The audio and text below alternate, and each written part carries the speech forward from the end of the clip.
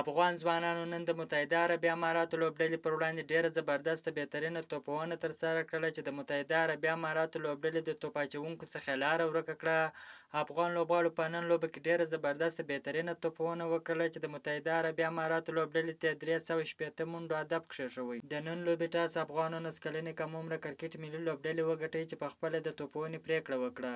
په ټاکل شویو 50 اورونو کې د 5 لوبغاړو په سوځېدو سره 350 منډې جوړې کړې. واقعا افغان توپونکو په نن سیالۍ کې ډېره زبردسته بهترینه سیالۍ ترسره کړله. په خاصه توګه فیصل خان او مجیب تسکین به ډېره زبردسته بهترینه توپونه ترسره کړله چې فیصل خان 156 منډې جوړ کړې او داسې مجیب تسکین به 141 منډې جوړې کړلې. تېره ورځ هم د پاکستان خلاف په توپونه کې دغه دوه توپونکو ډېره زبردسته بهترینه توپونه ترسره کړې وه چې فیصل خان سلیزه ترسره کړې وه او داسې مجیب تسکین به نیمه سلیزه ترسره کړې وه.